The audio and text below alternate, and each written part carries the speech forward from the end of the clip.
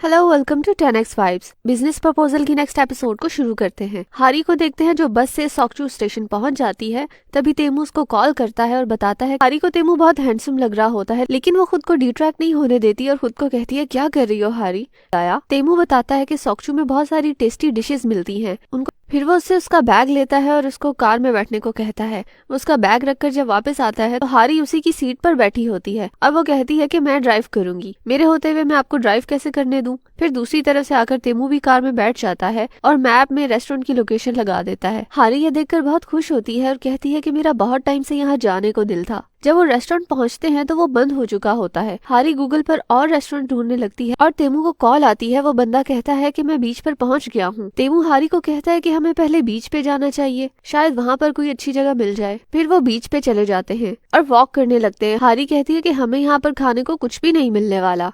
तो तेमू कहता है कि यहाँ तक आए हैं तो थोड़ा समंदर ही देख लेते हैं, काम के चक्कर में टाइम ही नहीं मिल पाता। फिर कहती है हाँ सही कहा। फिर वो दोनों जाकर अपने अपने ऑर्डर्स प्लेस करते हैं। हारी पिक्चर्स बना रही होती है और तेमू ट्रक वाले के पास ही खड़ा होता है। ट्रक वाला तो दोनों अपने बर्गर एंजॉय कर रहे होते हैं। तेमू उसे पूछता है कि तुम्हें ये बर्गर इतना पसंद? मैंने पहली बार किसी नीचे बैठता है और उसके शू के लेसेस बंद करने लगता है और कहता है कि तुम चाहे गुमी हो या हारी, कुछ चीजें हैं जो कभी नहीं बदल सकती। फिर हम योंगजो को देखते हैं जो एक रेस्टोरेंट में बैठी होती है। वहाँ पर सोंगफुन भी आ जाता है और उसको देख फिर शाम हो जाती है और योंगजो तो पिए ही जा रही होती है। सोंगफुन उसे पूछता है कि तुम मुझे अवॉइड क्यों कर रही हो, और पीछे से योंगजो भी निकल जाती है। वो जब वापस आता है तो उसके पीछे ही चला जाता है।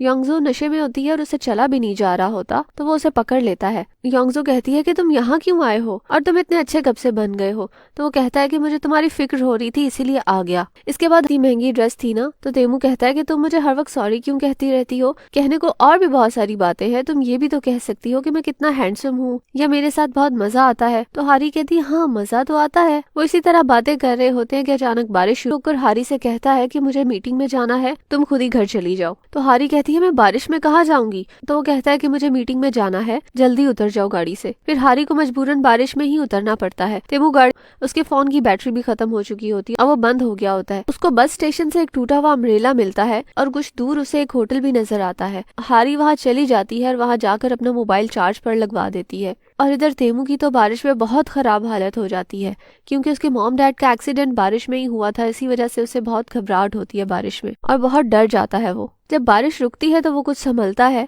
और फिर वहीं पर वापस जाता है जहाँ हारी को छोड़ा था। उसको कॉल करने की भी कोशिश करता है पर उसका तो फोन ही बंद होता है। फिर हम हारी को देखते हैं जो टॉवल से खुद को सुखा रही होती है और सोच रही होती है कि उसने मुझसे बदला लेने के लिए ऐसा किया होगा। फिर वो बाहर की नहीं, मैं यहाँ अपने बॉयफ्रेंड के साथ नहीं आई। तभी वहाँ तेमू आ जाता है और हारी को कहता है कि सॉरी बेबी, तुम्हें बहुत वेट करना पड़ा ना। उसकी हो जाती है और इसी के साथ हमारी ये एपिसोड एंड हो जाती है। एपिसोड अच्छी लगी तो इसको लाइक करना और मेरे चैनल को सब्सक्राइब भी करना। मैं मिलती हूँ नेक्स्ट एपिसोड में। बाय।